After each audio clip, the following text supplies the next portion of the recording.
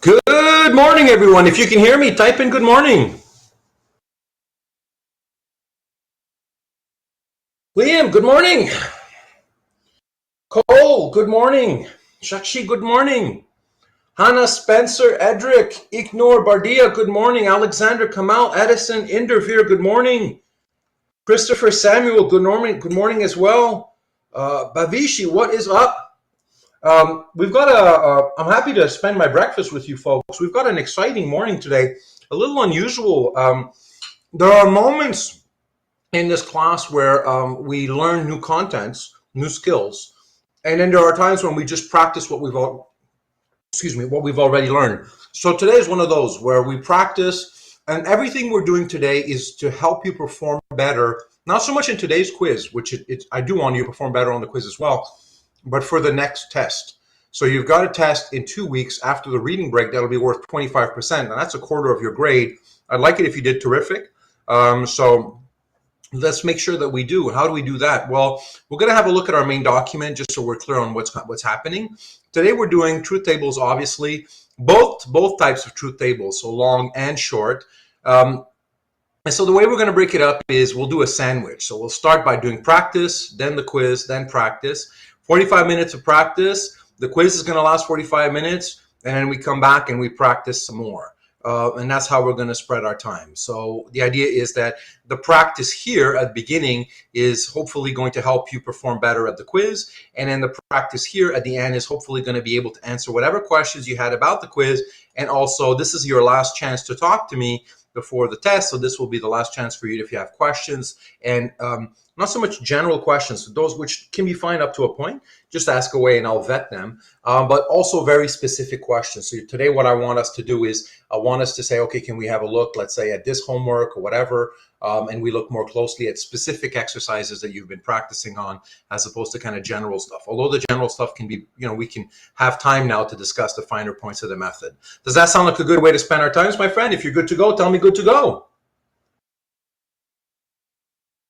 Grabbing a sip of coffee here. I'm going to try to be alert, be there for you. We're going to have a sparring match together. Good. You're good to go. Sounds good. Let's have a look at our week-by-week breakdown and our grades. I think those are the parts that matter the most, at least for me, to get a sense of where we are in the semester. This is done. Remember, you're going to have 3 drills throughout the semester, 1 for the truth tables, and you're going to have 2 for derivations. I keep your best 2 results. So try to go for 10 out of 10 today. That's terrific. And go for 10 out of 10 each time. All right, so that's today, February 13th. We're going to put that one in the can by the end of today's class. The symbolization test has already been done, and we'll have the test 2, and that's going to be on February 27th. So be clear, we're not having class next week. So next week is the reading break. So let's have a look at our week-by-week breakdown here. So we spent 2 weeks learning the short truth table method. Here we are, February 13th for week 6. We're going to be doing our sandwich of practice, quiz, practice. Hopefully you've come to class with all of your homework done and you have specific questions, and I'm happy to answer them. That's much more effective than email, and that we can all benefit. Look at next week. There is no class. It's the reading break. One of the things I don't want you to do is to grow cold. So you have to practice. Okay, please practice. Spread it out a little bit every day so that when you come into the test, you're still fresh. All right? Might have to put yourself on mute, my friend. And so then we have the test on February 27th. Don't come in the big blue button room. I won't be there. What's going to happen is at 10 a.m. sharp, the questions and the answer template essentially appears on Moodle. It then gets started, and you have the entire 3 hours to do it. Starts at 10 a.m., ends before 1 p.m., which means if you want to be smart, upload your stuff at like 12:30. So let's imagine that 12:30 is the actual deadline. That way, it gives you 30 minutes. If there should be a problem, you can run to your nearest McDonald's or coffee shop with Wi-Fi, make it happen. But yeah, so 3 hours should be more than enough. Even if you take 2 hours and a half, that should be more than enough. If you know your stuff, it should be okay. That's where we are as far as our week-by-week breakdown. Is everything clear on that? If that's clear, type in clear. If you've got a question, ask your question.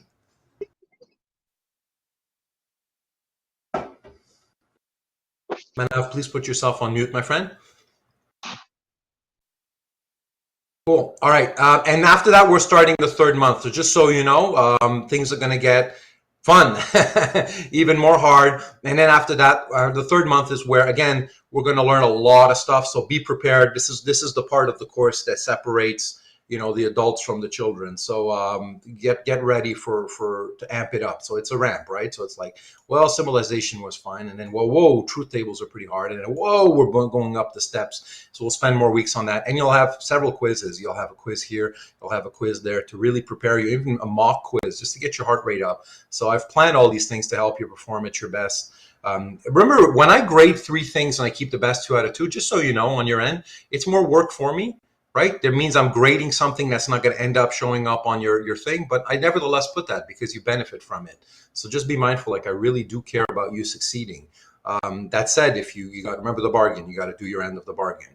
So with that bargain, now it's time to talk about truth tables. So last week what we did was we pushed forward quite rapidly, and you worked on the truth table method, the short one this week. Do you have any questions about the short truth table method? I know there are often questions at this stage. This is the time to ask it now. Go ahead and ask, my friends. Let's take our time. Let's do this right. We take our time. We no more than we need to, right? Anna asked, and this is a question that's I obviously expect to hear because it's always sort of the one that's on people's mind. Just to confirm, as long as it makes sense, the steps at the bottom, the tables do not have to match yours. That's exactly right, Anna. Exactly right. So the way these things are graded, right? And I'll open up a file right now. Let me open up, let's say, the short truth table answer file. That way I can show you concretely what I mean. So let me share screen that with you. This is exactly the question I was expecting folks to be asking, and I'm happy to answer it. This is the time to do it. Last week I had so much on my plate, and so I just kind of pushed forward. But now it's time to kind of slow down a little bit and sort of finesse this. Can everyone see the short truth table homework? Should be seeing the answer here. All right, cool. Thank you, my friends. And so let's imagine, for instance, let me just move some clutter here so we can have just one thing on the screen. Let's take this very easy. Let's think that's the first one, right? Here we followed my recommendation and we've entered through the conclusion, and that proved to be useful. The proof's in the pudding. You're seeing it. It worked out just fine, and the overall verdict is that it is invalid. Remember, you need to sort of step away once it's all said and done and tell me the net result. Is it valid or invalid? Your paper trail is crucially important, but it's also important for you to understand what the paper trail was for. So there's a process and a product. The product is a verdict about whether it's valid or invalid. That's 50-50 chance of being one or the other. So you could toss a coin, but that wouldn't let you know, even if you landed on the correct answer, how you got there. And this is the paper trail for it. You notice here we went through the conclusion, but we easily could have gone through, let's say, the first premise. And that would have been productive. Let's say I go through the first premise. So let's imagine I go through the first premise. That's a conjunction. And there's only one way for a conjunction to be true. So that would have been a productive way to go in as well, right? I want everyone, and it makes my grading easier, and it's a rule of thumb that in the long run will pay off, right? Go in through the conclusion. But someone could have conceivably have gone in through the conclusion first. So it would have looked like this, right? So let me remove all the numbering, right?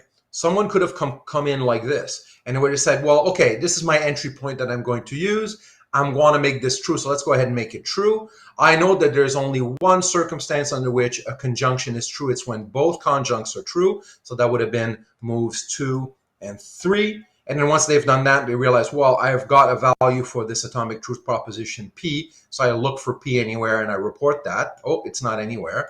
And I've got a truth value for Q. So I look for that and I report that. And that would be 4 over here. And you put so on and so on. And you'd end up with the exact same result. You'd prove that the argument is invalid and everything would have worked out fine. But notice now that would have been quite different from the one I originally had, which started by using the entry point at the conclusion. This would be fine. I would bounce around with my fingers. So this is how I grade these things. I put literally a finger on the screen or sometimes the mouse. I bounce around with all the numbers, and I've got another hand, if you want, on a metaphorical red buzzer. And I press the buzzer the moment I realize that, given what was known at that stage, could you or could you not know with absolute certainty what you're telling me next? And I press the buzzer if the answer is no. Like if you're guessing and it was less than 100% certain, I press that buzzer. That said, the grading method itself consists in my following your trail of breadcrumbs, and this could have worked out fine. I'd be a little pissed though, because I'd be like, the student's not listening to me. They're being disrespectful. You know, the sensei says, well, here's a piece of advice, and I want you to do it this way. This is how I run my dojo, and this is my learning style. This is my karate style, and you go ahead and you disregard that. I would be personally, privately, in my mind, I'd be like, this student is not listening to me. And I'd be like both pissed and, this could actually hurt them in the long run. Because I'm giving you, in addition to strictly logical advice, I'm giving you pedagogical advice and psychological advice, because I've seen real humans, flaws and all, work this method out several times. And in addition, I know little tricks to maximize your success. So they're not strictly speaking logical, recommendations, but they're psychological recommendations and heuristic and sort of just practical stuff. So it would be just fine, right? Does this make it clear, everyone? If that's clear, type in clear. If you've got a further question, ask your question. You can see how that could have worked out. Different numbering would have been just fine.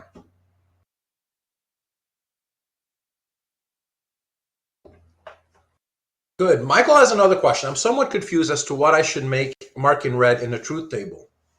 Yeah. And Edric says, so this is an okay variant. And yeah, actually, Edric, for the sake of everyone, let's just keep going. I'm going to do this one. Let's just wrap this one up. So I have a truth value for the atomic proposition Q. There's no more of that. Let's say I want to make this, I use this entry point here, right? Let's say that's step 5. I haven't figured this out, and I haven't figured this out, and I haven't figured this out. Let's say I use 5 here as an entry point. I would not be able to find out what the other disjunct is like. So I'm going to backtrack and not do that. So at move 5, I would do this. I'll make that false, which makes this true. So I'm going to put caps lock here, true, so I said. And that would be step 6. And then at step 7, I would know that this is true. And if I have true or true, that gels perfectly with what I have over here, right? And that would be step 8. So Edric, what you're looking at would be like another, I could have put this in the solution sheets, if you will. But I wouldn't put that in the solution sheets as a variant, because it would give you the sort of, I would not follow my own advice. You'd be going in through the first premise. Edric, does that make sense? That's why I wouldn't put that there, because it's, why would I give you advice and then give you examples of me not following my own advice? Yeah.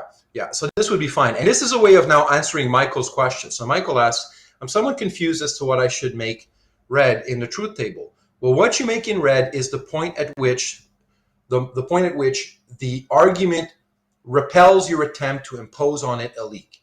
So remember, there's a line here. This line is what? What's this line represent in the middle?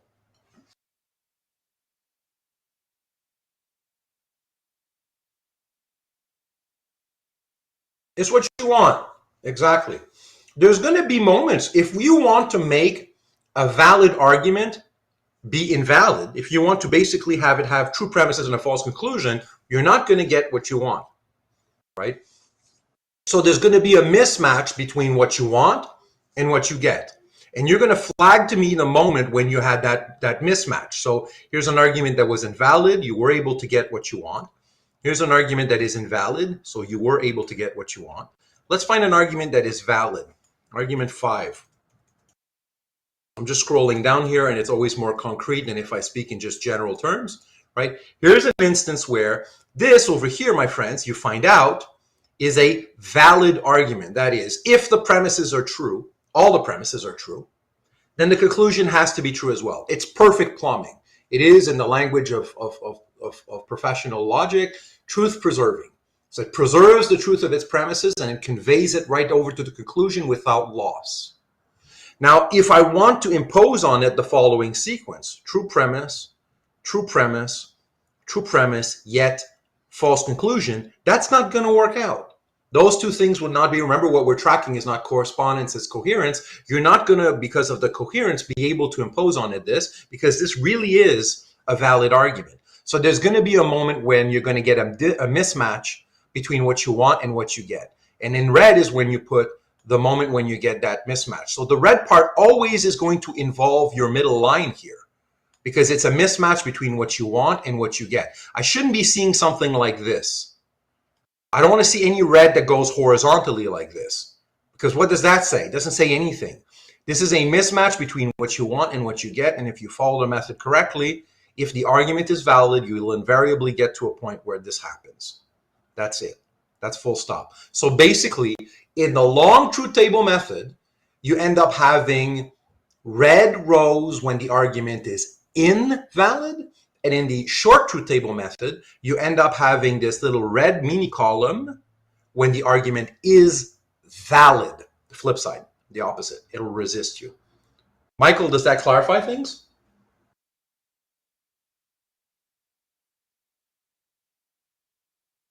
Cool.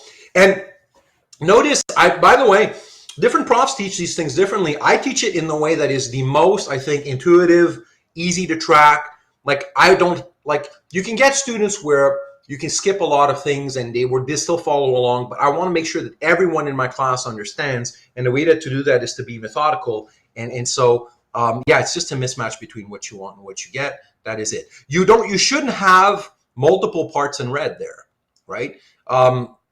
That would be strange. That shouldn't happen. And likewise, you shouldn't have anything horizontally as well. And I'm going to follow with your numbers as well. And it typically is near the end. You can still find, once you figure that out, you can still go and find out those known unknowns that you know you'll never know, right? Those TFs. And that can come after. So like, for instance, this is 16. Maybe after that, you realize that you go sort of just flag to me that there are a few, let's say, danglers, and that can be the case. For instance, let me find an instance where that's the case. So here's 6, right? You have something here where you don't know, you know that you don't know, and you'll never know, right? And that could have ended up, well, numbering wise here, we knew the whole conjunction was false. We knew that the moment we had one conjunct false. So you can know that earlier than this final verdict here when you were able to tell, this was a valid argument because it resisted my attempt. But I'm following my numbers along, right? I'm following along. And likewise, you can't do this early in the game. These right over here, by the way, you can't do these too early in the method. Like you can't know that this P will be a known unknown before you know these things here. So imagine, for instance, forget all of this other stuff here, right? Let's imagine that someone writes this as a certain step. Let's say it's step 7, whatever. A lot of stuff's happened, and they just spontaneously say this, but importantly, nothing was known here. No truth values had been obtained. How the hell would you know? You can't just by looking figure out that this is going to be a known unknown. You need a principled way of figuring that out, and the only principled way of figuring that out, for instance, is when, now I've established that the entire conjunction is going to be false, because I know that one of the conjuncts is false. And moreover, I've got no other resources for figuring out P because P doesn't show up anywhere else. And on the basis of that, since I can't find P somewhere else, because you might find P elsewhere. You might find that truth value and then report it, back over there. And then on the basis of the fact that you really, really can't find the truth value for P, but you can establish conclusively that the entire conjunction is going to be false, then you need to signal to me that you know that you don't know this. And it would be a mistake to do this. So pay close attention, everyone. If someone did this, they would get 0. Because yes, it wouldn't affect the bottom verdict, the bottom line, which is that it's valid. It wouldn't affect any of these other things here. But they're pretending to know that P is false. And they've got no grounds for knowing that P is false. Because it might as well be true. Right? If P was true, the entire conjunction would still be false over here. So by putting only one truth value, you're showing me that you don't actually understand what you're entitled to know and what you're entitled not to know. So you need to be clear on those. They're specific. They have a sort of the specific rationale for them, and you can't just abuse them and put them wherever. They're not a placeholder for your temporary ignorance. They're a signal of that which you cannot know and which would be indifferent either way. Is that clear, everyone? Type in clear if that's clear. Question if you have a question as well, right? This is what we're doing.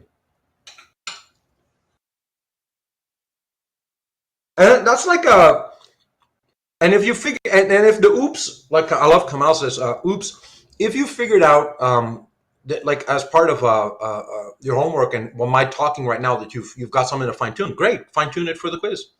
That's great. So you won't lose any marks because we figured that out now. We just tighten that bolt right now. That's it. No big deal. Interviewer has a great question. In the first answer, could you make the disjunction true by figuring out R is as no matter what R will be? Okay, let's have a look at the first question. So Interviewer asks this. How about I'm going to do something? I'm going to take the truth table questions. I'm going to put a fresh, do I have one? No. Okay, so let's have a look at what Interviewer's question is now in the first question. Interviewer, am I looking at the short truth tables? Just so, because there's the first one for the long truth table as well. Cool, okay, thank you, my friend. In the first answer, could you make the disjunction, I suppose you're referring to this, true before figuring out what R is? Yes, you could. Yes, you could. So before knowing what R is, yes, you could. So for instance, let me just kind of remove all this clutter so I can answer Interviewer's question in a way that I think everyone can understand. So pay attention, everyone. Suppose that through some magical reason, how's this? I'm going to make this Q. Suppose I'm going to write the conclusion now. I'm going to call this conclusion Q. Changing the argument here just for the sake of illustration. I use my entry point here, which is going to be 1. I want to make this false, which is going to mean that Q is going to be true, and that's going to be step 2. Now I've learned something about Q, namely that it is true. So I report that back over here as step 3, and I do that over here as step 4.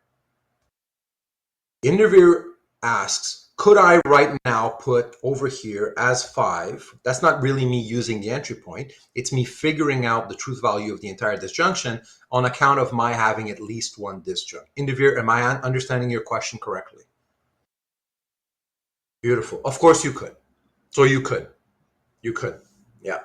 And it's indistinguishable at this stage between you using the entry point and you deducing the truth value. But you would be, given what you've known at step 4, you can know what I've written at step 5.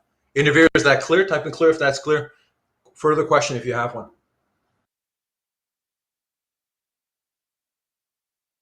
Perfect. Yeah. And that's fine. Notice I'm not pressing my buzzer, right? And it doesn't matter that I can't sort of tell whether using the entry point or you deduced it. Obviously, you deserve more credit if you figured it out that you can deduce it as opposed to an entry point, because you get the entry points for free, right?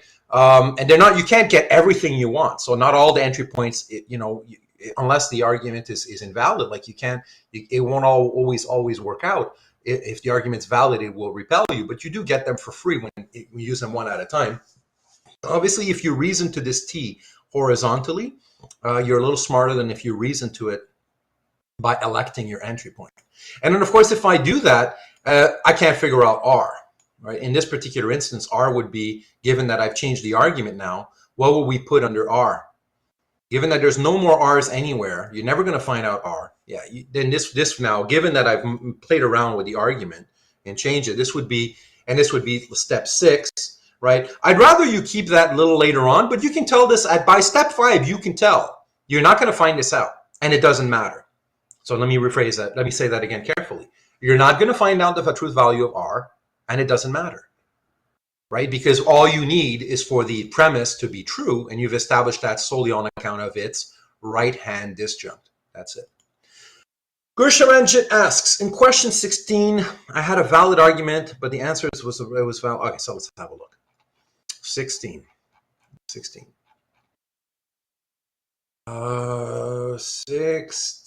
16. Good. All right, so Gursharanjit, in question 16, I had a valid argument in premise 3rd. You can't have valid in premise. Like the argument as a whole is valid. So somewhere you're using this technical terms a little weird.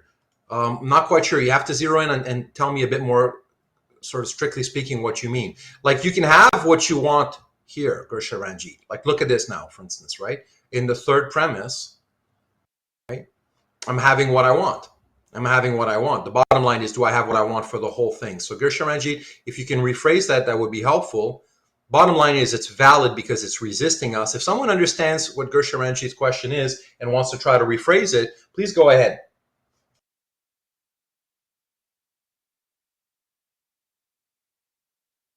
Again, maybe it's just me who's not smart enough at the moment. Just, okay, we'll reformulate that until I understand what the concern is. I'm happy to help you out. Never give up on communication just because the first attempt didn't go so well. Just keep talking. It's no big deal.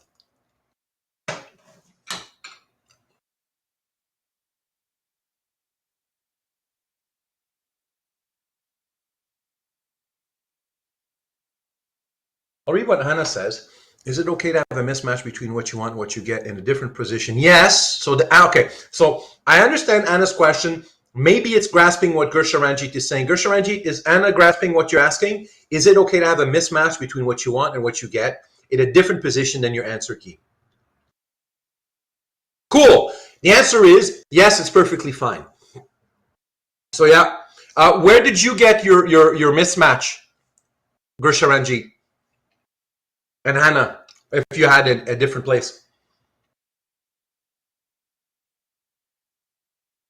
In the second premise. All right, cool. So what we're going to do, folks, how about we redo this one differently? So I'm going to keep it up there, but we're doing it with a different one numbering. Is that fine? If that's fine, type in fine. We're here to practice, and I think that's a good use of our time. All right, cool. Let's do this. And you folks, by the way, are working terrifically. This is concrete. It's not like you're just giving me a panic attack, right? You're doing terrific. I'm going to move the original formulation out of sight. So the original formulation of 16, just so we don't have any clutter. I'm just going to remove all of this, and we're going to do it differently, or hopefully differently. We can always refer back to, so we end up showing how, you know, the old saying, it's a really weird saying. There are different ways to skin a cat. What the hell sort of saying is that anyways? In English, there's a saying, there's different ways to skin a cat. Like, who wants to skin a cat? That's the weirdest saying. All right, so yeah, there are many options. I know what it means. I just what's weird is, why are we talking about skinning cats, Edric? Like, I'd much rather say there's different ways. There's multiple roads to get to Rome is saying the same point, but in a way that's not like creepy and weird. Yeah, there are multiple ways to get to Rome. All right, it's like good. Now, notice in this formulation we have in the solutions, we were using the entry point as the conclusion. Look, if you have as a conclusion an atomic proposition, do we agree it's a no-brainer? Definitely use the conclusion as an entry point, because it's going to settle that. Do we agree? Yeah, so this is a no-brainer. We're going to use that again. We're going to make Q false. This is a no-brainer. Either way, always try to start by the conclusion, unless you realize that it's a situation where you can't move forward in a productive manner, in which case you have to backtrack, just undo, erase everything you've done, and pick another entry point. All right, so that's Q. Always kind of as a habit, go from left to right to check for the atomic proposition again. So that's going to be false, and this is step number 2. I've got multiple eyes on this. You're probably smarter than me because I'm slowly sipping my coffee. Have I made any mistakes? If everything is good, say yes. If I've made a mistake, say no. I'm going to go step by step. You're all proofing me. All right. Now, just so I differ from this, step 3 here, what did I use? Okay, so someone, in this one, we go through the second premise. The third premise. So let me see, 1, 2, 3, fourth premise. So at step 3 here, in my solutions I shared with you, we're going through the fourth premise. Can we go through another premise than that in a way that would be productive? Like, first premise, there's 3 ways for a conditional to be true. There's 3 ways for a conditional to be true. And there's 3 ways for a disjunction to be true. So do we agree that the fourth premise is still the smart place to go? Type in agree if you agree. Cool. Yeah, you went in the fourth one, Gersharanji? Good. So we'll go there as well. So that will be step 3. We're going to go in through this premise, and we're going to make it true. It's also fairly simple. And look how, not only is the fourth premise simple, right?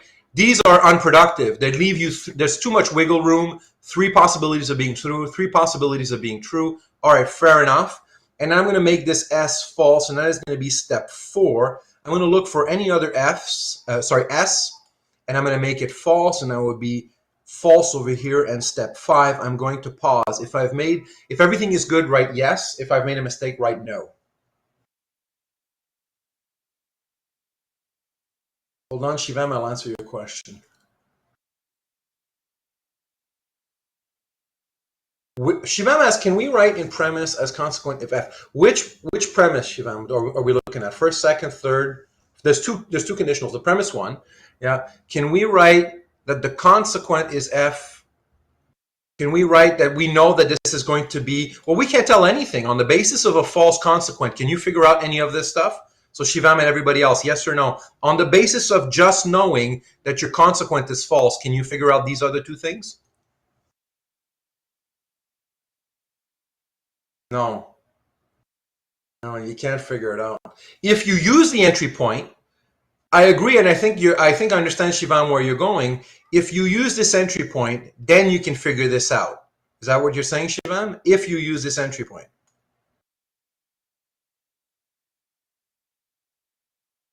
Is that what you're saying? Like, then once you know that this is, well, actually, would you still know? Would you know? Like, suppose, or let's do that for a sec. For the sake of illustration, let's do that. So we're at step 5. Let's imagine that at step 6, I want to make this true, just so that everyone can see. Can I figure out my antecedent?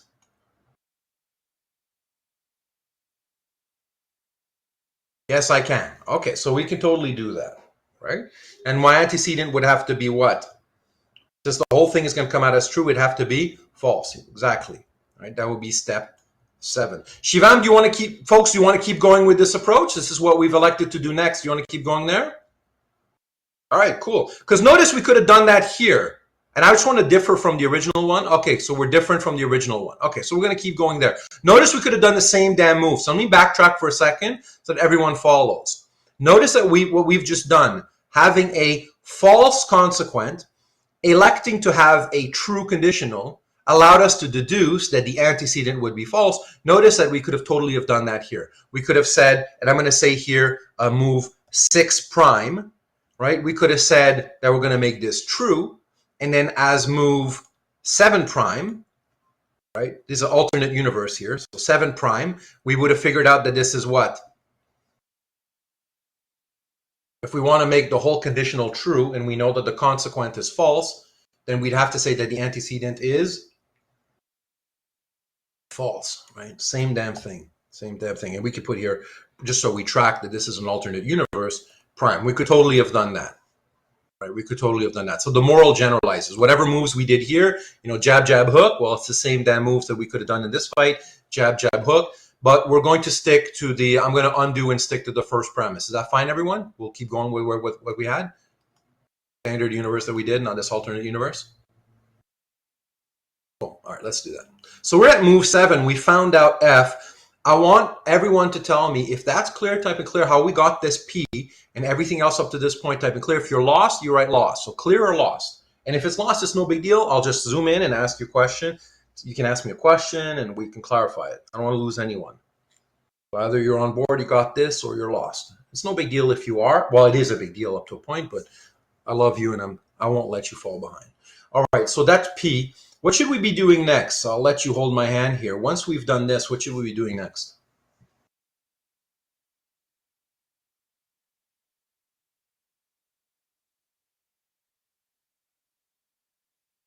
Yeah, we got to do P as well, right?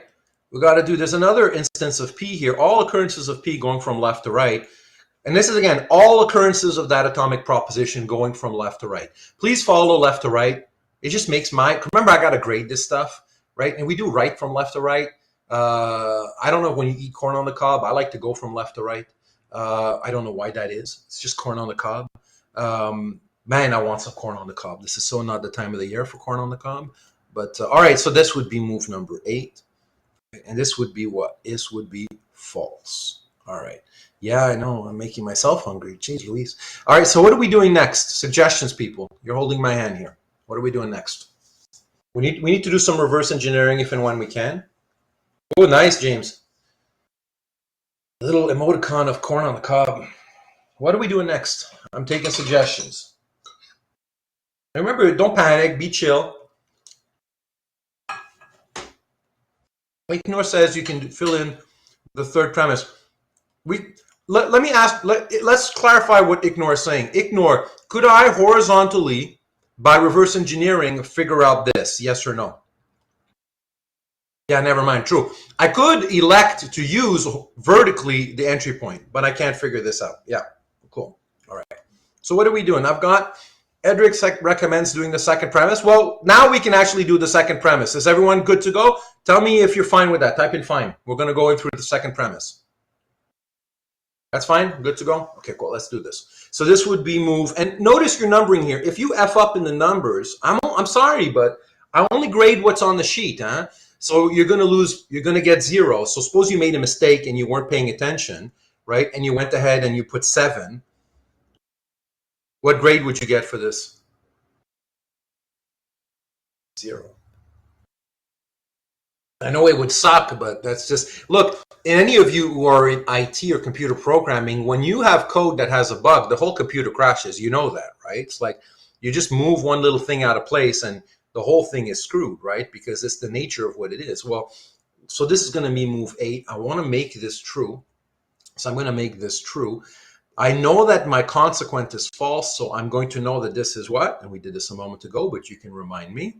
I know that my antecedent is going to be false. Thank you, Liam, Kelly, Samuel. That's going to be step 9. And then that means that I figured out a truth value for R. Like a corn on the cob, I go from left to right and I look for R. And I'm going to put false here. And I'm going to say step 10.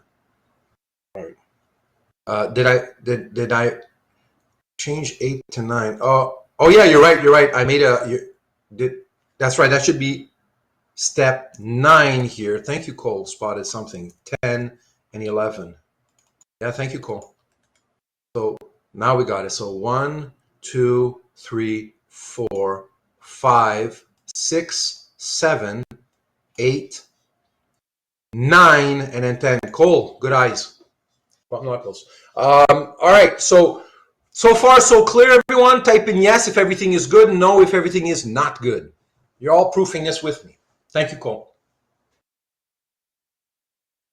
Again, I'm talking and just kind of taking a chill. And the end result obviously will always be the same. Same argument, same verdict. Yep. It's a model. It models a certain, it's the plumbing. It won't change. Yeah. Yeah. Okay, so what do we have one thing left. I know that both disjuncts are false. If both disjuncts are false, what should I be putting here if both disjuncts are false? So horizontally here, as part of reverse engineering. Well, if both disjuncts are false, then that would make this false, and that would be step 12, and I can't get what I want. Put that in red.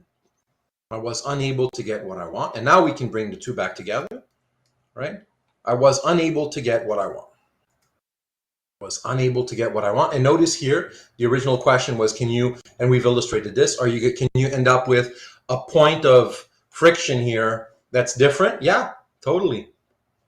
Totally. And it still ends up, obviously, the highest number here is 12, because there's 12 places. So it ends up being 12. And that was our last move over here. My friends, was this clear and helpful? If that was clear and helpful, type in clear and helpful. If you've got a question, go ahead, ask your question. And you know what? I'll save that. I'll add it. I'll throw it in the mix for the solutions. Yeah, it's no big deal. Like we can end up, sometimes there's a lot of, variance. Yeah. Anna asks, for question 15, I had opposite truth values for P and Q and got a mismatch in the second proposition instead. All right, so I'm looking at the clock. I don't know if we can squeeze in, but 15. Oh, it's not that big. Let's do 15. Hannah, do you want to do 15? Can you help me out? You're going to hold my hand. Okay, cool. So what we're going to do is I'm going to do a Hannah's version, and then I will be it because I'm looking at the clock. Remember, I said 45 minutes. Okay, so here's question 15. This is what I put in the solution sheets. And Anna's going to tell me what she did because apparently there's also different truth values. So fair enough. We're going to find out whether that's legit because it can be legit. You can have an instance, Hannah, where you have different truth values. Think about how the short truth tables, and here's the reason why. Think about how short truth tables track leaks. And if you got lots and lots of leaks, right, you might end up with leaks. Obviously, each row is different in a long truth table, has different truth values. There's no single row in a long truth table that repeats itself, Hannah. Does that make sense? So that would be perfectly fine, right? Yeah. So Anna's going to hold my hand and tell me what she did. And I'm going to keep the one on top. So you went through the first proposition. Can I ask why, Anna? Because I'd be pissed quietly in my own mind, right? Was there a good reason or just because you went through the conclusion? Okay, cool. Then so I'm happy in the privacy of my own mind, right? If you do that. All right, cool. Good. All right, so you went through the conclusion. All right, tell me what you did next, Hannah. And everyone, you're going to follow along and are going to have some fun. So then what? So I went through here. Then I want to make this false, and that's step number 2. Then what did you do? You went through the second premise. Am I right? I would imagine. I don't know. You tell me. Okay, so you did. So I'd move 3 here. You took this entry point. You make that true. And of course, if you make that true, that doesn't tell you much because P doesn't show up anywhere else. And so you did probably, am I right, that you did step 4 over here? You used this entry point? Okay. Where you have step 5, I have step 3. Okay. You tell me exactly what you did. So what is your step 3, Anna? In this here, this entire one at the bottom here, right? This entire thing. What's your step 3? What did you do? So you used the first entry point, the first premise. Is that what you did? R is supposed to be P. This looks like a typo. You're right. This is a typo. This is a typo. So I think we just got a typo, people. That's why. All right. So if we do find out that P is true, then we can report that elsewhere. So I haven't even noticed that this didn't match the original one over here. Yeah. Yeah. So you'd be just fine, Anna. I think what's happened is, thank you, Kelly, for looking at this. And you can't tell by looking at this, but you can tell when you compare it with this. This is why I said to be really careful with when you copy paste it back in. This was just a typo, right? So Anna, I'm sure you're fine. Yeah. So Anna, what you did, you came in through this premise over here. You made that true. And then at step 4, you knew that if this was going to be true and this was going to be false, then you knew that this was going to be false over here, right? And then that gave you the truth value here at step 5, and you know that you can get what you want. Anna, the one on the bottom, is that one the one that you did? Yeah. And what Anna did is she correctly, my solutions had a little mistake. So Kelly spotted that. Thank you. I'll just go ahead and change that as well. So 15 and 16, I'll give myself a note. So typo in 15, and I've got variant, like a low-key variant, a variant in argument 16 that I'm going to throw in the homework. The cool thing with this course is it gets better and better, literally, because you folks are proofing it for me. There you go. Questions 31 and 32 are the same. They might not be. I would be surprised if they are. But even if they are, that's more practice. Who the hell cares? 31 is this. Let's just see. 30. They could be. They could be. Yeah, they're word for word the same. Ah, well, that's not a typo. Yeah. What's the typo in 2, Hannah?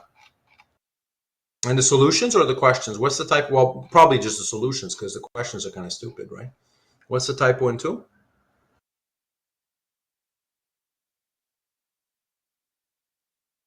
Mismatch between the top row. Okay, so what's the mismatch here? Oh, I'll just have a look at it while you guys are working on the quiz. Second proposition. Yeah, you're right. That should be a conditional. You're absolutely right. Okay, cool. Thank you, Hannah. Well done. You know you've done your homework when. Beautiful. Thank you so much. All right. So, and a typo in 2. Typo in 2. Cool. And typo in 7, bottom row 2. Is that right? Is this for the short or long, Alexander? Short. All right. Typo in 7. I'll have a look at that.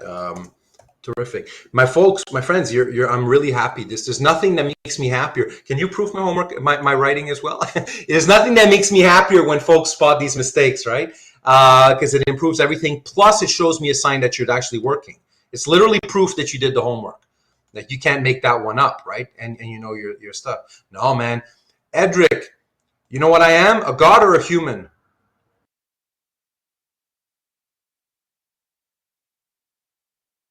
Rest won't fix that, bro. I'm a human. Yeah, so there's no amount of resting that's going to fix that. Welcome to the club. There's a whole philosophy based on the ability to make errors. It's when I teach the philosophy of Charles Sanders Peirce, I have a third or fourth year level course on it. The idea is, the fun part is, though, you and I don't make the same mistakes. So you're going to make mistakes, I make mistakes, but we won't necessarily make the same mistakes. So if we all combine our efforts together, we can have this kind of self-corrective collective inquiry, and we can get a little closer to the truth. That's the good news. So terrific. Thank you, my friends. On that note, I'm going to stop sharing. Was this helpful? This little workshop together? If you meet a black belt sensei who says they're unbeatable, don't hire them as your sensei, by the way. Cool, that was helpful. Okay, cool. I'm going to have a look at the local time in Vancouver, and I'm going to say we start at 10:50. If that's clear, type in 10:50. Meanwhile, I'm busy setting up the things. The quiz is going to start at 10:50. Local time, allow 10:50. Gives you time to go to the washroom. You've got a little 4 minutes, so 10:50. All right. I'm making that available in just a second. Good luck, everyone. Radio silence, and that's it. And I'll see you back 45 minutes after. So 10:50. That's going to mean that class resumes at 11:35. Good.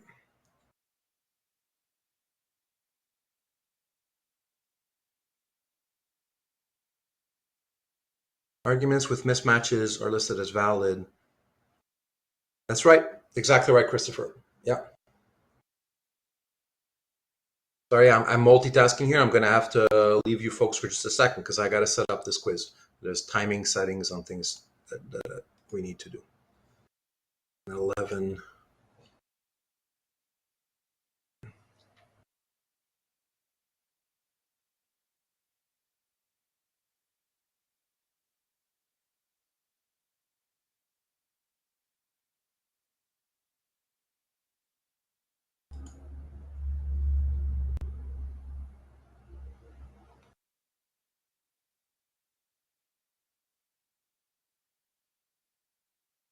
Indivir, thank you for answering that other folks' question. I'm going to kick you out of the room soon, remember, because we don't want to be cheating and stuff. So I'm going to kick you out of the room soon. Yeah. So these are big questions about the very purpose of what we're doing. They're a little too big this close to the quiz. So good luck with the quiz. Get the hell out, everyone. Okay? Yeah. So 11 class resumes at 11:35, right after you're done. Good luck, everyone. Radio silence now. I'll kick you out otherwise. Let me put this all visible.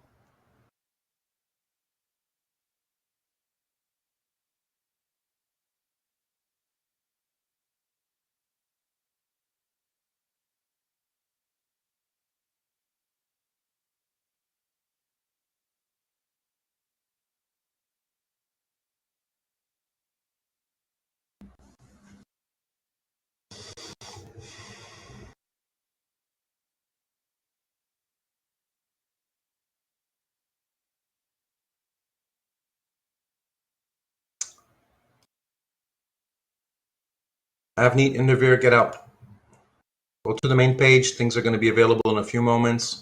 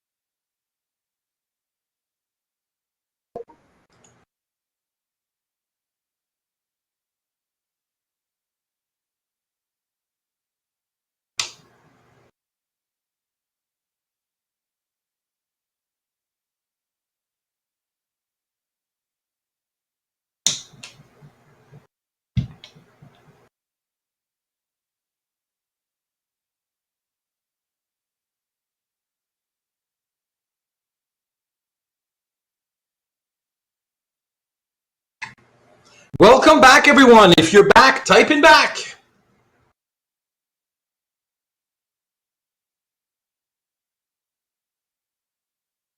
Welcome back. I'm watching these things as they're being uploaded, and I see at the very last minute, literally the last minute, and I'm not saying this metaphorically, at the last minute, people are uploading. What the hell is wrong with you? I can't tell who uploaded this at the last minute. If you're one of those people, whoa, why are you playing with fire like this, right? So the same moral that we're going to be applying next week or in 2 weeks for the test applies for the quizzes. Like, don't go right up to that limit. Like, what in the world are you doing? You like extreme sports? If you're over by 1 second, like, I don't care, right? Like, you're gonna get zero, and it will all amount to absolutely nothing. So please upload that stuff not as early as you can, because you want to give yourself time to proof. But like, be smart about this, right? So don't wait till the last minute. Good. So what are we doing now? More practice. We've got some time left. Folks, would you be interested in doing the quiz that we just did together? Type in yes if you'd be interested in doing that.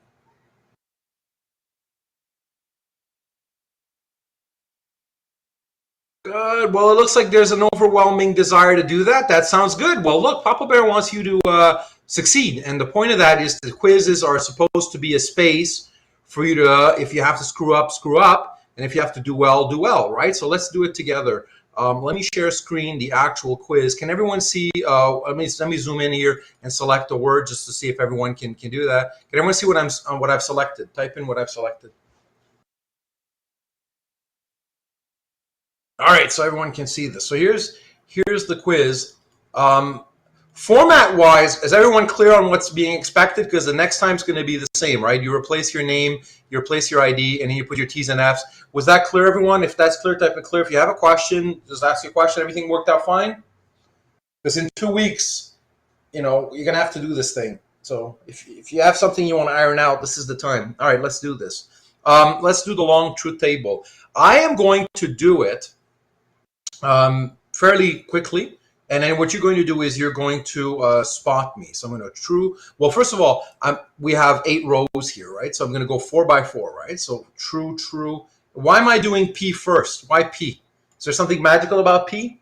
Do we always start with the letter P? Why P? What am I doing here? What am I doing? The first atomic proposition that you meet going from left to right. Exactly. The first atomic proposition going from left to right. Doesn't matter what actual letter it is. The first atomic proposition going from left to right. I'm going to go top half all true, top half all false. I'm going to copy paste that, and I'm going to do the same for whoa, what the hell? For copy paste, that says. All right, here we go. For P. And then I'm going to go for this, true, true, false, false, true, true, false, false. Again, if you spot me making the mistakes, say so in the chat. So if you see me make a mistake, say scream like mistake or something like this. And then I'm going to do true. And you should always end up with the double tempo at the end. Hold on here. All right, true, false, true, false, true, false, true, false. And that's the sign that your quilting is correct when you're ending up with that rapid tempo. Obvious no-brainer would be to do this one over here. False. Geez Louise. All right, my little arrow. False, false, false. True, true, true, true. And once I've gotten that, let me just put this here in shaded. False and true is false, false, false, false, true. Don't do this too fast, but if you've done it as many times as I have, I suppose you can speed up a little bit. Plus, I've got the benefit of having everyone watching me.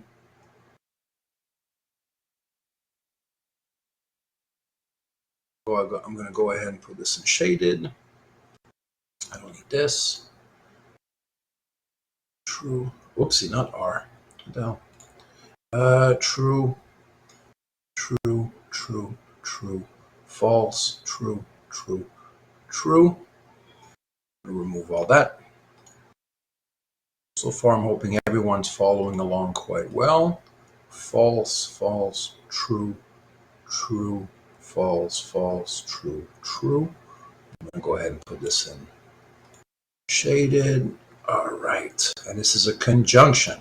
So I'm going to say false, false, true, true, false, false, false, false. And I'm going to end up with this over here. And here are my main connectives. Just for the sake of seeing them well, I'm just going to put them in bold. I can undo all of that when I'm done. And then I'm going to have a look at these rows, row by row, to see which interests me. This is not a row that interests me. This is not a row that interests me. This is a row that interests me. But look, it turned out fine. That's not a leak. This would be a row that interests me. Oh, and we have a false conclusion. So I'm going to put that in red because that's a leak over here. This is not a row that interests me. This is not a row that interests me. This is not a row that interests me. And neither is this. So the argument is, and I'm going to go over here, I'm going to say it's invalid, right? And it has a leak at row 1, 2, 3, 4. Pause. Was that clear, everyone? If that's clear, type in clear. If you've got a question, ask your question. It's invalid. It's got a row. And you can sort of undo all this formatting after, right? You can, if you left it there, I wouldn't be upset or anything. Like, it's fairly clear. Nothing too fancy, right? But why is this in bold? Actually, I'm going to go back to where it was. I think it's fine. But you can undo all that formatting, clean it up after.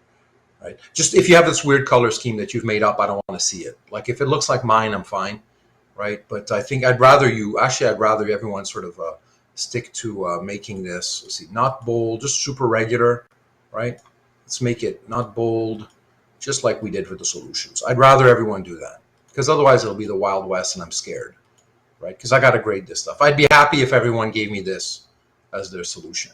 Much easier for me to grade, right? I know it's a little cluttered visually, but that's fine once you've uncluttered it for yourself. I'm assuming folks did okay for the long truth table. If you got it right, then that's 5%. If you didn't, that's 0, right? And that's it. And if you've got one of these T's and F's that's out of place, but you got the correct row and you know that it leaks and you said that it's invalid, but one of these things is like this, what grade are you going to get? Mess around with one of these things. Yeah, I'll spot it and I'll say it's 0, right? Because the mistakes could end up making a difference, and so we want to get everything right. Good, perfect. So you're kind of grading yourself, I suppose, right? All right. Last call for questions. I'm assuming everything is clear, but once again, I just want to touch base with everyone. I've said a few things since I last asked for clear. Is everything clear? Or you have a question? Again, I just want to, before we move on, because then I won't come back to this one. Sorry to be extra like touching base with you more, but I just want to make sure. Does it matter if I wrote the invalid part? If I wrote invalid in the red part? Yeah, you have to tell me whether it's valid or invalid, and if it was red, then that's fine, right? That's cool. You don't have to change the color of that. Jaspreet, does that answer your question? But you do have to tell me whether it's valid or invalid, but what color? Like, what do I care for that? Jaspreet, is that cool? Oh, you wrote it. Well, don't take liberties on that, right? Notice that I really stupidly gave you a sentence that you could just kind of modify. So just next time, right? Just literally delete either one of the words and then keep the other, just like I did, right? So that way you don't have to, it won't mess around with the formatting. It's the same line. Just is that clear?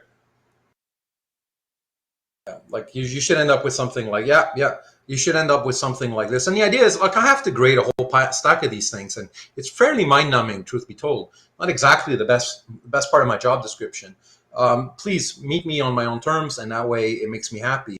One of the benefits of teaching this online is that I don't have to deal with your handwriting. Holy cow.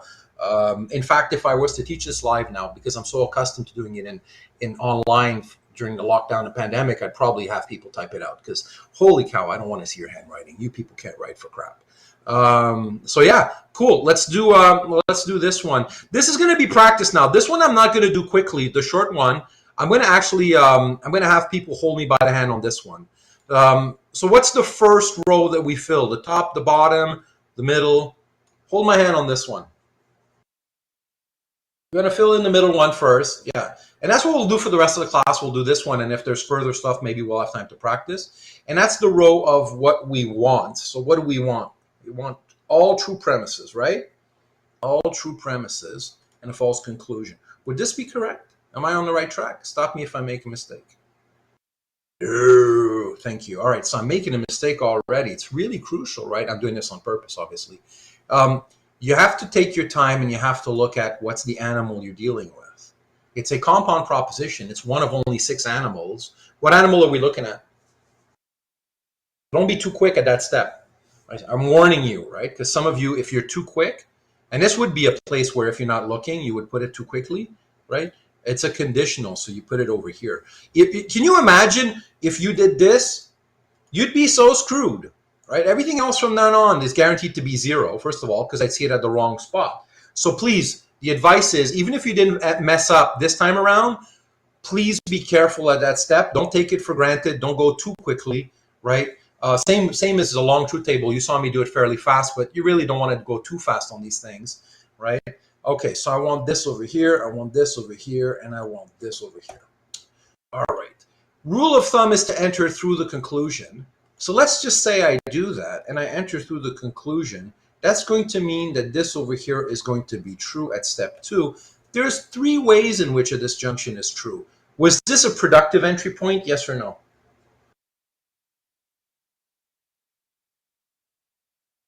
Now here, I've seen all of your mistakes, so I'm flagging your mistakes. Should I be doing this then? I'm going to use this entry point. Yes or no? Tell me yes or no. This was a trick question. Everyone who answered yes is incorrect. What have I done wrong right now? Look on the screen.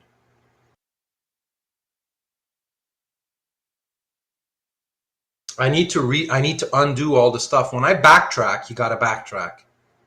Okay, so when you backtrack, when you realize this wasn't productive, you got to erase all of this stuff. Once again, can you imagine how screwed you would be if you did this? Right? You don't know the truth value of this. You literally don't know. Like you haven't figured out all the stuff yet. This could be resisting you at some point. So please, if you backtrack, erase that stuff. And I'm saying this because I've seen a lot of exams, and when the mistakes happen, this is another area where people make mistakes. So please undo everything. Is that clear, everyone? If that's clear, type in clear. If you've got a question, ask your question. This is me really, really loving you here now, like giving you, like I know exactly where people make mistakes normally. And now there's 3 ways in which a conditional can be true, so that wouldn't be a good spot, but there's only one way in which a conjunction is true. So this is a great place to start. Right. Let me just pause. Can everyone see of the 3 entry points why we would want to go into the second premise? If you can see it, type in yes. If you can't, say no. Of the 3 options we have, this is the smartest, most strategic, makes sense place to come into. All right. Good. So now that's going to mean that both conjuncts are true. Right. And I'm going to say 2 and 3. And again, I'm going to pause here. And I'm going to give you a piece of advice. Don't do the following. Don't do this. You find out, let's say, the left-hand conjunct, because as a rule, we go from left to right. And then you look for H and you start sort of reporting that result right away. Do both conjuncts right away, both conjuncts on either side. So true here. And then look for wherever they occur. Well, make sure you've inscribed these truth values in these steps immediately. Your 2 conjuncts, if you figured out that your whole conjunction is going to be true, make that right away now, and then look for stuff. Again, starting from left to right, so then you'll look for H, and then you'll look for R, but do not neglect that. Don't start bouncing around laterally until you've actually done these 2 things. And again, that's a piece of advice. It's not logic, but it's a little trick. It's like look both sides of the road before crossing. It'll pay off in the long run. And look both sides of the road without crossing applies even when you can't see any cars. Even when you're out in the farm country, and you don't see any cars, you should still look both sides. It doesn't hurt. All right. Well, likewise, this is a good habit to take on, and you'll see throughout the semester, I'm going to teach you to take on habits that are conducive to long-term success. Is that piece of advice clear, everyone? If that's clear, type in clear. If you've got a question, ask your question. Like, do that immediately. You're holding my hand through this process, but I'm also letting you know where I've seen all the mistakes, right? It's like if you have an ambulance technician and they've seen people die and you know what people die of, and they're like, watch out for that. I see a lot of corpses this way, right? Well, it's the same thing, right? So I've seen a lot of people mess up. All right, so H. There is no H. We do the corn on the cob. We look for left to right. We have no H. R, we do have an R, so we go from left to right. R is going to be true. and that is going to be step 4.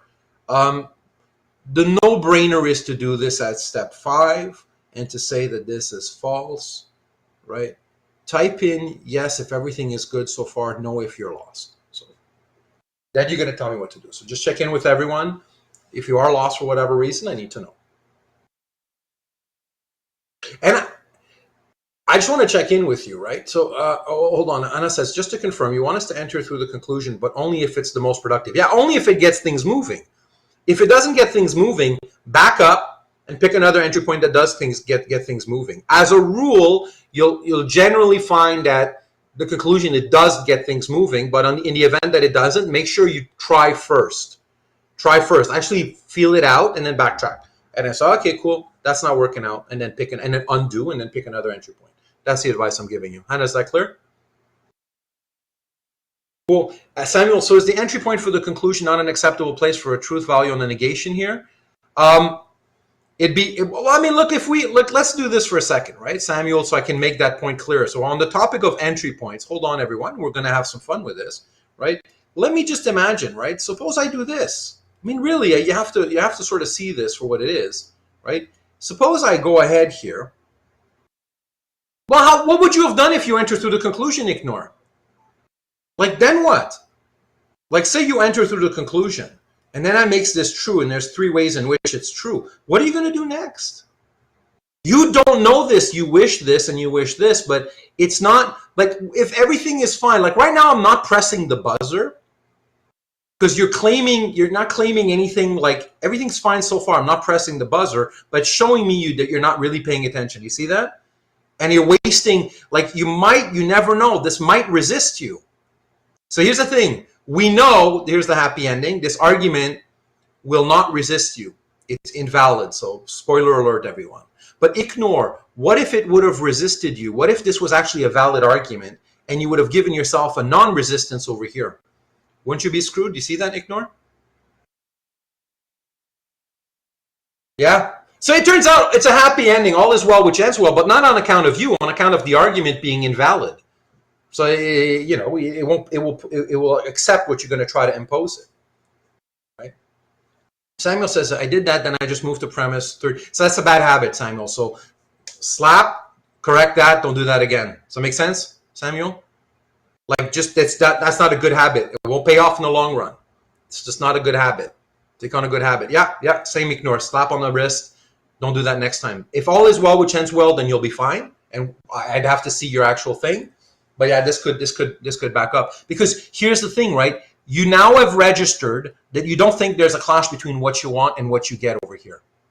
Everyone else listening in on this, because I'm talking to Ignore and Samuel, who did something that goes against the rules of thumb that I'm sort of suggesting, that tend to pay off in the long run.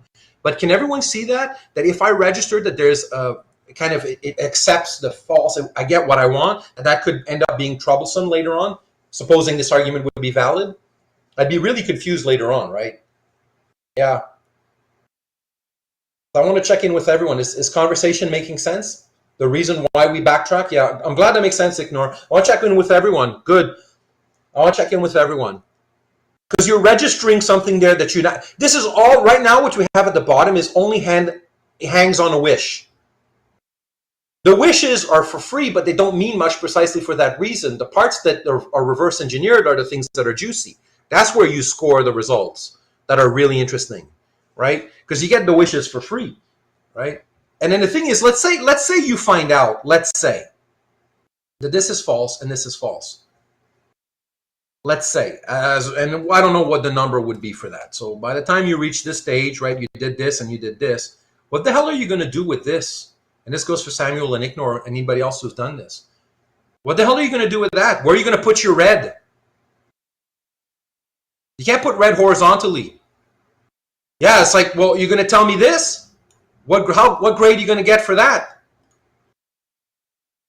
Yeah. Yeah, and that's because you didn't follow it's because you didn't follow the method, right? The method is a series of steps that's guaranteed to ensure that the point of friction is always going to happen between what you want and what you get. Whereas if it turns out that K is false and it turns out that Q is false, then that would mean this is inconsistent because it's telling you that both disjuncts are false, yet the disjunction as a whole comes out as true. and you'd have this mess to clean up, and it'd be a damn confusion, right? And then you'd be like, what do I do? What do I do? What did I did wrong? Well, what you did wrong was you didn't backtrack. And then if you have to erase this, then all your numbering needs to change. Do you see that? Like late in the game, you'd have to be like, oh, crap, this isn't good. I actually want this to change number, and then all your numbering has to be redone. Yeah. Cool. Yeah, that's a lot of reworking. Yeah, that's why I say the things I say. I'm glad you that really snapped now. I think that really snapped. Yeah. Yeah. And the thing is, and trust me, textbooks don't teach this method nearly as well as I do. Right? So trust me, like you can go ahead and verify that if you want. Go buy some textbooks, right? Yeah, and that's why we have the quiz, Kelly, right? Because I actually genuinely care. Like I front load this so that if you make a mistake, we're going to learn now, right? And it'll maybe at the worst cost you a certain amount, but like you can adjust course. Plus, because I said a moment ago that I'm not a god and you're not a god, right? I only keep your best 2 out of 3 quizzes. And look, what's A+, right? A+ is 90% and over. Anything like it gives you 10% of making mistakes. Like I have typos. Speaking of which, by the way, the short truth table homework is improved. So while you folks were working on this stuff, I improved the homework. So who, by the way, had said that the last row of question 3 in the homework? Sorry, I'm digressing here. That had some typos. Last row of question 3. Someone had said that. I just want to thank you because I did go over it, and you're right. The numbering was a little off. I don't remember who said that. I want to thank you. So I fine-tuned it. Yeah. It was a billion things in here. I don't know who it was. Yeah, someone. Well, whoever it is, well, thank you. Right? Recording will let me know. Cool. And and the thing is, and this goes, just my last aside before we continue. Just in life, generally, you don't have to be perfect. So pressure's off. You just need to be perfectible. And perfectible just means you need to be open to revising when you make a mistake, and you need to invite criticism and verification from others.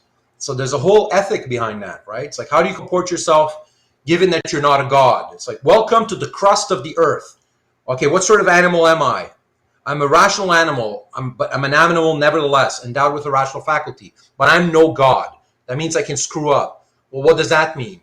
Well, it means I'm always willing and standing ready to revise what I believe and admit my mistakes and go back to the drawing board. And if I do that, then I'm a self-correcting and self-improving animal. And holy cow, that's better than just being a dumb animal that stays dumb, right? Which is why university is premised on the idea that you can learn. It's a nice learning curve called learning. My friends, does that philosophical aside make sense? Type in clear if that's clear. Just in general, right? Because you're spending time with me, and the sensei can take an aside to say some wisdom. And then you don't invest your ego so heavily in everything you do, so that if you screw up, it's no big deal. Yeah, it's no big deal. Oh, cool to see how, yeah. And I'm glad, Samuel, I'm glad that popped. All right, so now you're holding my hand. We're going back to this. We went up to step 5. What the hell do we do for step 6? Can we reverse engineer some further things? Is there further things that bouncing horizontally on the top row we can figure out?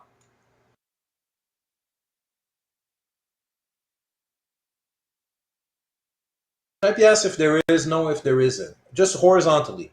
Bouncing around by reverse engineering. Is there anything we can know without guessing? It's important that you exhaust that before you use an entry point. I'm going to say no as well. I'm going to agree with Indivir and Shivam. I don't see that there's anything. You have to use an entry point now to get things moving again. Right. Do we agree that this is still a pointless entry point? Type in agree if you agree. Like whatever were the flaws with that entry point when we started, they're still around. So that's not going to be a good entry point. Nothing's changed. We still don't know K. We still don't know Q. We haven't made any progress. So by process of elimination, we're going to go over here and say at step 6, I want to make this true. Yeah. All right. So now what can we do as far as reverse engineering? So now that I've got this, what is it that I can figure out?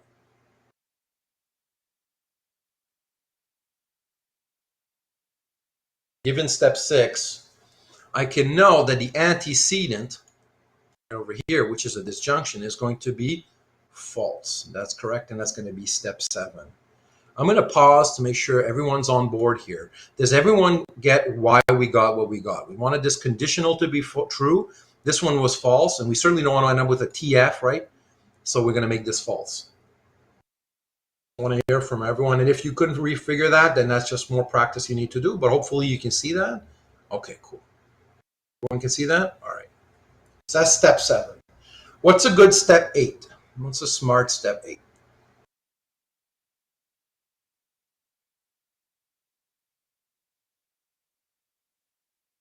Yeah, and probably given that these, we don't want to call them negations. The best language, if we're going to talk about this in the chat, would be to say make both disjuncts false. Do we agree? So just to fine tune our language when we speak to one another, because we're not done talking this stuff, right?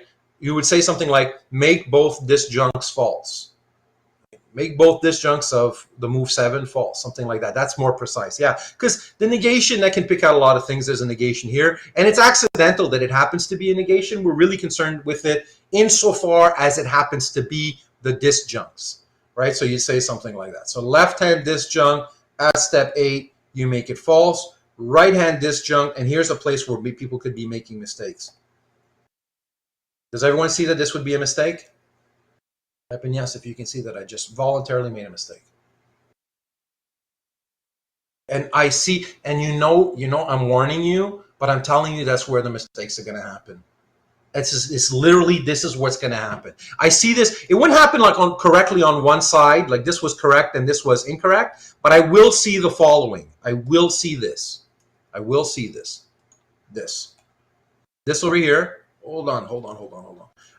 What I'm putting in red here and what I'm putting in red, like I will totally see this. Folks will think that the left-hand disjunct of the disjunction is this here and that the right-hand disjunct is this, when in fact, what animal is it? It's a negation, not an atomic proposition. I'm warning you, when people fail in this course and these questions, this is a spot where they would fail. So what you want to do is you want to make sure to do your animal tracking here, right? You want to say, oh, what's the right hand and the left hand disjuncts are both negations, and then you end up with this. So far, so clear. Type in clear, everyone. Lost if you're lost. So clear or lost.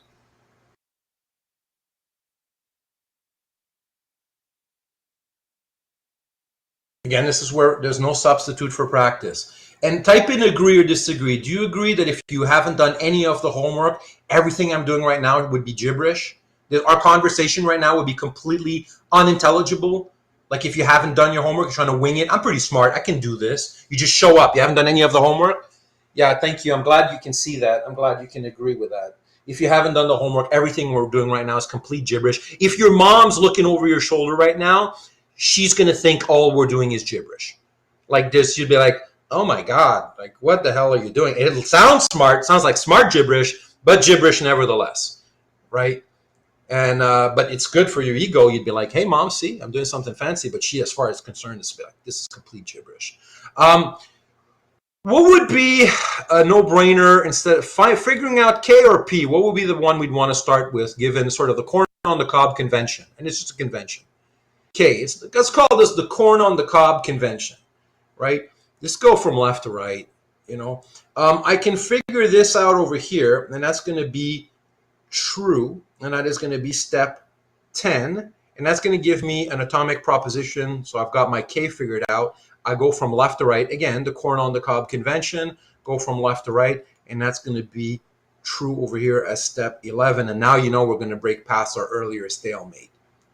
And then I go back over here, and not to be undone, I remember that I had this to do. Don't forget, you have this to do. You had it. And there's another mistake. Folks will start doing this around. Isn't it satisfying to know we're going to, like, don't you get a little jolt of hormones knowing you're finally going to crack that conclusion that annoyed us? You want to get started right away. Does anyone feel that except me? Don't you feel this urge? Like it's itching, like you want to get right away? Like, damn, I'm going to get you around this time around, right? Like, I know you feel the urge to get started because you know now, you can tell at a glance that, oh yeah, my conjunction is going to be true. And you want to figure out right away, right? You want to figure it out right away. It's tempting. It's tempting. Resist the urge. Because again, this is going to be a problem later on if you give in to that urge. It's totally tempting. So what you do is you go back here and you realize, whoa, right? And Edison asks, what if you did P before filling in the K? It's a convention. The corn on the cob convention is just a convention, but it makes you a little more methodical and my grading a little easier, and it puts us all on the same page. It's just a convention. Left to right. If in doubt, go left to right. Edison, does that make sense? It's no big deal. You won't lose any points. Yeah. And again, we're fine tuning here, just like, you know. Yeah, it's like, it's epiphenomenal. It's like, well, what's the color of the, you know, what sort of haircut does the people in your karate dojo have? It's not like it's going to make a big difference, but I would imagine there's a preference or something, right? All right, so here's P. What am I going to put for P? I'm going to go put true, and that would be step number what?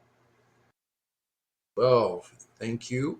Following along quite well. And then again, the corn on the cob convention, which, as I just said, is just a convention. Go from left to right. Do we have any further P's? P's, P. Nope. That's it. But at least we're not making that one up. We figured it out. That's cool. Right? Okay, cool. Now we can have some fun. Should we be doing reverse engineering or should we be using an entry point? Tell me, reverse or entry?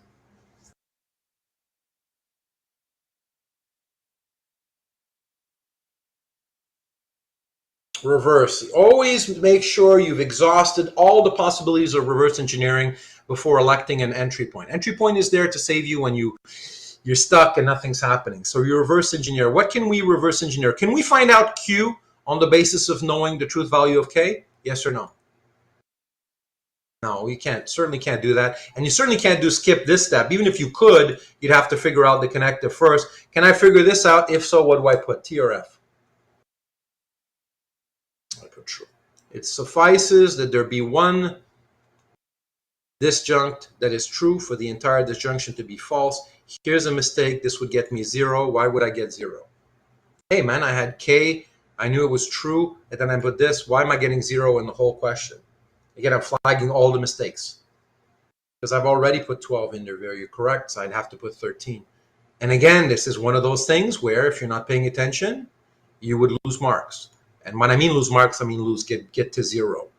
Okay, so I literally, as I'm doing this, I'm so accustomed to seeing student copies that I can see the mistakes, right? And I'm sharing them with you because I have no secrets. Like my game is it's not a cat and mouse game where I want to trap you. Like not at all. Like I really want to see you succeed. It's like, all right, cool. So that's going to be that. Can we figure out Q now that we know this? Yes or no?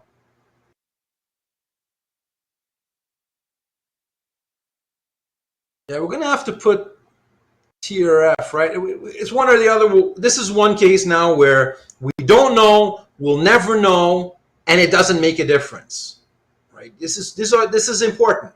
It has to be a case where you don't know, you'll never know. There's a moment, and I need to be clear on this. There's a moment in the process where you don't know, but the T and F is not that. It's you don't know, and you'll never know, and it will never make a difference.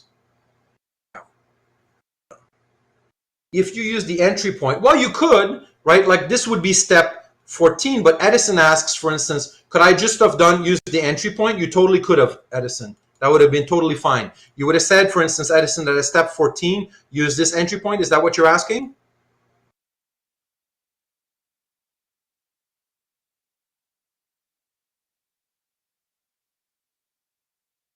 That would be fine. So if that's what you had in mind, like you use the entry point, right? Could I have put 14 over here and use that, and then you put your dangler? Yeah, that'd be fine. That'd be perfectly fine. I'm hoping I understood what Edison's question was. I went through the entry point before going into disjunct. That's a bad reflex. That shows lack of training because you should have been able to spot that by reverse engineering to get this. So it's not bad. You still will be fine if I bounce around with the balls. So you're not guessing because you ended up getting the disjunction is true in virtue of your entry point, but it shows your muscle is weak. Does that make sense, Edison? It shows that you hadn't spotted that you could do this by reverse engineering. When I see the number, I'll be like, the muscle is a bit weak there, right? It's kind of like if I'm training you at bench press, I see your butt lifting off the bench. I'm like, oh, you're weak, right? If you can press the damn weight, your butt doesn't lift. Yeah. So it's just not a big deal. Not a zero though. Perfectly fine. Yeah. Kelly, I'm glad you're enjoying, right? And I'm like, I literally want to see everyone kick ass, like seriously. All right, so we got one thing left. It's our dangler. We put T and F here, and I think everyone can see, right? This is step 15. And that's it. And one of the dumb things, if you have time left over, count how many little blocks you have here, how many little ice cube trays, and you should have the same number. So it's like 1, 2, 3, 4, 5, 6, 7, 8, 9, 10, 11, 12, 13, 14, 15, and then your highest number is 15. Clearly, if you have a number that's not an exact match with the number of little ice cube trays you have, you've made a mistake. If nothing else, you immediately know you screwed up somewhere. So if you do have free time, and this is, again, advice because I care, when you're doing the test and you have time left over, and maybe by then your brain's a bit numb, truth be told, and that's fair enough. We're humans, remember? And we work on blood sugar and amino acids and caffeine, and it's normal that at one point it starts to wane. This is not too difficult on your brain. At least go over everything you did and make sure there's a match between the numbers that you do. And also, here's another telltale sign. If you don't match the number of little ice cube trays, 15 and 15, you know you're screwed. And also, if the number repeats itself twice, you know you're screwed. Does that advice make sense, everyone? If that's clear, type in clear. If you've got a question, ask your question. It's just house cleaning advice. You know you got to go back to the drawing board, because if I glance at this and I see, hey, I saw the number 6 twice, I'm just going to go ahead and put 0. Like, why should I bother any further, right? It's like, I know the method's not fully worked up. Yeah. And if you screw up on something, then today it cost you potentially 0, because it's at most 10% that you lost. And I keep your best too, right? I keep the best too. So yeah, that's why we have these quizzes. So you pick yourself up, right? There's that great line from Batman Begins. Who's seen Batman Begins? Type in yes if you have, no if you haven't, because I'm going to make a reference here. Anna, cool. Step 6, I'll have a look at that. Let me just give myself a post-it right now. So step 6, a repeated step. I'll have a look. That could very well be, Hannah. Question 6, repeated step. So who's seen? Okay, let me have a look. I may have gotten it, but all right. So there's a great line. Why do we fall, Master Bruce? Those who've seen it, it's a great line. Why do we fall? So we can learn to get back up. Ignore. You got it. Right. So my friends, this is what we do. That's how we roll. So okay. So I can't tell what you did. I haven't graded anything yet. I'll grade it throughout the week. But if you screwed up, what do? Just get up. Just get back up. No big deal. Brush yourself off. Right. Just brush yourself off. Get back to work. Start the homework all over again. Start it all over again. Who cares? You're smarter now. You learned your lesson. So a little few things snapped into place, and no biggie. No biggie. And I'm looking at the time now, and this was it. This is how we spent our time today. That's we're nearing the end of class. My friends, I'm going to open the floor for further questions, but was this helpful, or do you have a further question? Type in helpful if this was helpful, further question if you have a question, before I close the tab on this. Good. Then if you have a question, this is last call. It's last chance to talk to me. Then it's office time, right? Yeah, and that's why I put that there, Samuel, right? Because it's not a hot dog eating contest. I want us to have a moment of pause where we can slow the hell down. And now we know the basics, and it's just about, yeah. What if F above T and F? Not sure what that means. But if you decided to put F as opposed to you're not sure, then that's a problem, because that would just be guessing, right? It's one or the other two possibilities, and you're not supposed to know which one. So in principled way, right? You're not supposed to know. Yeah. Again, you'll figure that out, now that's, yeah. The quiz will be graded sometime this week, Gersharanjit, so expect to see the results there. I just basically went over the quiz, so please don't ask me for feedback. And the reason for that is because I won't see you. It's not like I'll get a chance to touch base again. So that's why we did this in class. That's why I put it in the middle. That's why we did a sandwich. I didn't put the quiz at the end. I did put it in the middle because we can then immediately spend time looking at the quiz. So don't email me asking me what the solutions are. Can we please go over this? Like, we just did it, and it'll be recorded. So help yourself. All right. So, and that's my last chance to talk to you. Yeah, you can grade yourself. That's with logic. Seriously, like if you're crisp, you wait till the next day, and when you're clear-headed, you go ahead and you can grade yourself. It's not that difficult, right? It is all above the board. There's nothing subjective about it. Does the prof like you? Does the prof not like you? It's not at all the way this rolls. Either way, in any of my classes, it wouldn't be like that. Like, it isn't about what I think about you. I don't grade you. I grade your work. It's for God to judge you. I don't just judge your work, right? What the hell do I know, right? Like, you figure your own stuff out. All right, so and remember, I'm about to switch roles. I used to be. This is a referee, and this is a coach. I used to be a coach, and now I'm a referee. Okay, so in 2 weeks, when it's test time, I can't help you. I've switched roles. So I occupy these both roles. Sometimes I'm there to help you. Like today, we had a sandwich. I was coach, referee, coach. And so I'm going to go back to being a coach in 2 weeks. Okay, so just be mindful of that. Also, I can't teach by emails. If you need to talk to me, this is the time. This is my last office time, right? So what do we do now? Well, we practice for the truth table test. That's a quarter of your grade. There's going to be long and short truth tables. Next week, no class. It's not, next class is the test, but not next week. So next week is the reading break. Remember, it's the reading break, not the drinking break or the binging break. So do make time to work on your stuff. And then in 2 weeks, on February 27th, the test from 10 a.m. to before 1 p.m. So those last minute folks, Edric asks, are there more exercises? How many questions will be the exam? I grade everything out of 5, so you do the math, 5 questions. 5 out of 5, 5 times 5. Very, very dumb, kind of like we just did in the quiz. Yeah. So homework prepares you for the quiz prepares you for the thing. Recommendations for extra homework, just redo the whole thing. And if you want, you can look for more stuff. Just be warned, the short truth table, depending on the arguments you get, sometimes it can leave enough elbow room that you have to kind of run them twice to be able to conclusively establish whether or not they're valid or invalid. That's not something like what I did. The template of the test could be like the quiz, in the veer. So you couldn't get any more prep for the test. The test is the quiz with more of it. Same damn thing. Yeah, nothing's changed. Test is gonna look just like the quiz, just like 5 questions instead of 2. And just 3 hours instead of 45 minutes. That is the only difference. Everything else is gonna be the same.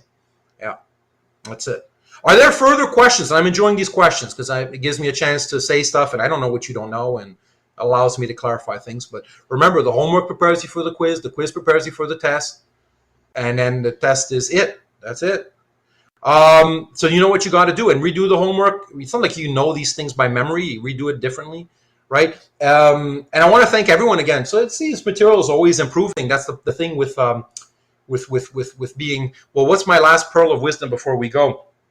Never give up. Pick yourself up. Never give up. Pick yourself up. Edric, you like that? It sounds cool too. It's kind of punchy. I just never give up. Pick yourself up.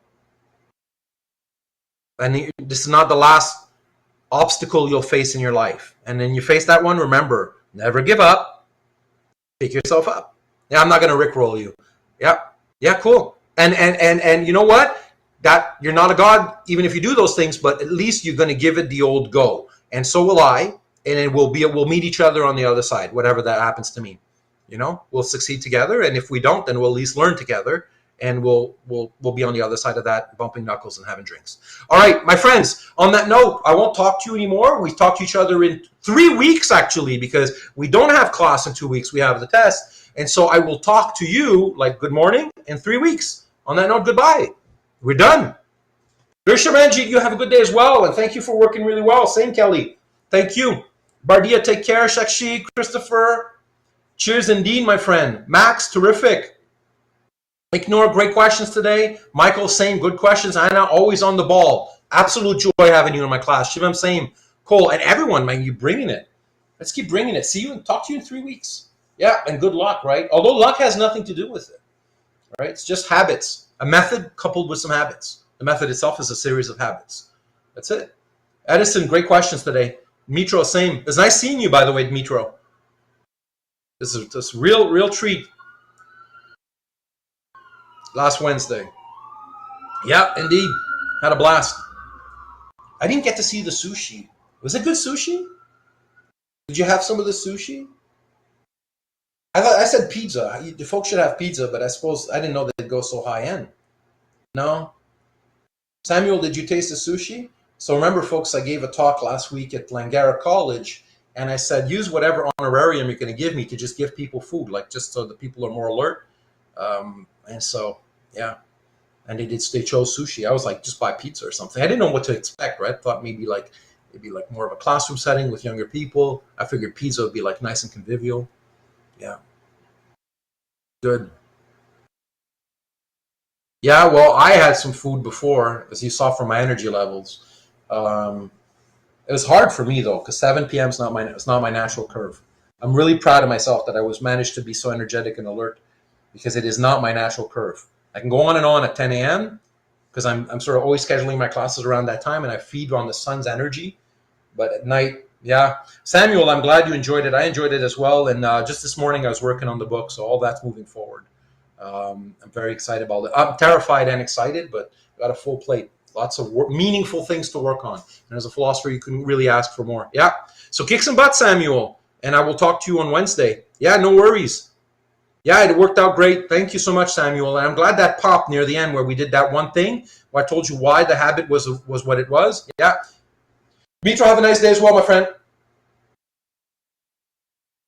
Yeah, it all clicked. I agree. I agree. I'm glad I took the sort of went for an extra gloss there, and showed what would happen if, right? And then you say, oh, that's why it would really, because otherwise it can seem arbitrary. Like why is Mark advocating all these rules of thumb and habits? They seem needless, but no, there's a rhyme, there's a reason for everything, right? It is and the method. What's nice is the mismatch happens vertically, right? If you did it with other textbooks and other profs, the inconsistencies could appear horizontally, but that's more confusing than anything else for folks. Yeah, yeah, exactly.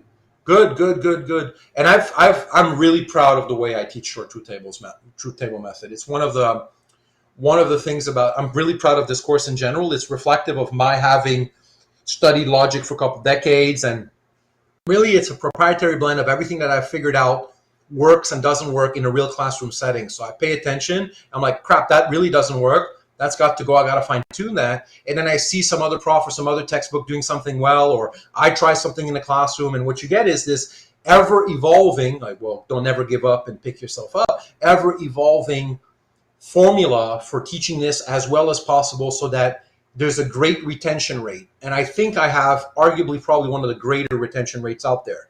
Like, people don't, often attrition is extremely insane. Like, folks drop this course and they're lost. And I end up invariably losing some people, but I think I lose as few as I humanly can. People get it, provided they put in the work, which I can't substitute. Yeah.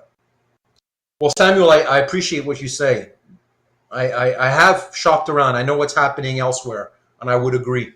I would agree. I don't think I'm the best logician, but I would submit to the test, and I'm probably the best teacher of introductory logic. That I'm willing to say I rank really high on the world rankings. I'm not a logician, so I wouldn't even enter that race. But as far as at the introductory level, just teaching logic, I think I'm in the top whatever 90th percentile. Yeah. I agree. I agree. Well, that's cool. And the thing is, it's a difficult subject matter. So in fairness, there's a reason why it's so hard for most instructors at KPU and elsewhere to teach this properly. It's tricky. It's tricky, and you need to have enough. And the thing is, most folks who are adept at logic aren't good at psychology. So they always focus on the logical stuff, and they figure, well, the rest is just an accident of human psychology. Well, guess what?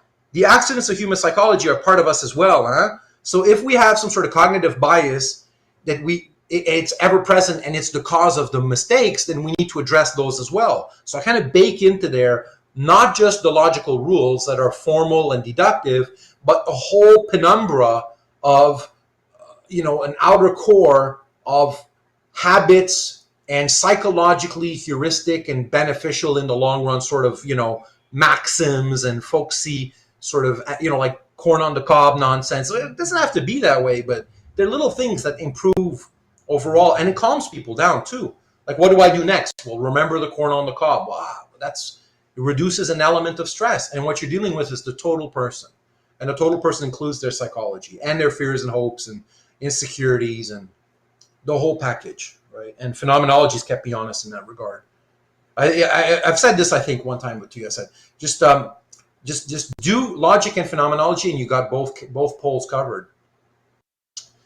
Yeah, and so I think the way you teach is very slow, is methodical. Well, isn't it nice to kind of slow down on one question and then narrate and then pause, and then, like, we spent all of the second half, or the bottom bun of my sandwich, right? Because I said we would do practice, the quiz, and practice. All we did essentially for this part was go over one short truth table slowly. That's all we did. Well, there's a long one. That was pretty much a no-brainer. Then we put that to the side. But then what we would do is I would say, okay, well, here's an alternate universe where we could have done this. And then I sort of stop at each moment where I see a mistake. I don't have notes. Like I literally remember where all the common mistakes are. And then I warn everyone. Whether or not they'll remember that, I don't know. But if you're paying attention, it's worth its weight in gold, you know? Because I'm really not into putting people down. Like, not at all. My kids always say, Dad, why are you always punishing me? I say, I don't want to punish you. It's the last thing I want to do. I'll behave well. That nothing would make me happier. If you don't, then I'll say what I have to say as a father, but I'm not at all in the business of putting people down. It's not like I don't know a cop that wants to arrest anyone, for instance. That's not my job. No one looks for that. But if you believe in justice, you got to call a spade a spade. But that's it. Like a soldier, you're a soldier. It's not a soldier that wants to go to war, and there isn't a damn soldier that's worth wearing the uniform that wants to kill anyone. Like, if you don't understand that, then you don't understand anything about the military. Like, I love that scene. Samuel, have you ever seen the movie American Sniper? Yes or no? Because if you say no, then you know what you're... Okay, so there's, that scene where there's a kid who's about to pick up a bazooka, and the sniper's looking at him in the crosshairs. He's like, don't pick it up. And he's trembling after because he doesn't want to shoot some kid. If he has to, he will press the trigger because that kid's picking up a bazooka, man. And he's like saying to himself, please don't pick it up, because he's a dad or like some just honorable man. I don't know if he's got kids, but certainly, he's an honorable person. Like, this is what I want to understand that the military is as being. And I think most, there's some psychopaths in everything. But yeah. Yeah, you don't know. And if you don't suffer from PTSD as a result of having killed someone, something's wrong with you. You're a sociopath. You should feel guilt, and it's normal, man. It's like my father was a police officer, and I remember one time he shot someone on duty. It's not like something he did often. And they had to sort of, he had to have therapy. Even if he didn't want to have therapy, they had to have it because, look, dude, if that ought to mess you up, man. If you have conscience and you're a moral being, that ought to mess you up, right? So it's like, And if you're a teacher and you find yourself failing all of your students, then that ought to mess you up as well. You shouldn't be in the business. Sorry. Like, if it's like, I delight in failing 90% of my cohort, get out. You're not the right profession. Go be a soup Nazi elsewhere. Like, you should feel bad about that. Go back to the drawing board. You probably have work to do on your end as well. And it could be that other students have work to do too, right? But make sure you've done all on your end. Yeah. Agreed as well. On that note, my friend, I'll talk to you Wednesday. Always good to chit chat. Yeah, same. And metaphysics on Wednesday. We're going to have another mind-blowing session. On that note, I'm stopping the recording, folks. I hope you enjoyed today's class. I certainly did. Kick some butt in 2 weeks, and we'll talk to you in 3 weeks. Cheers.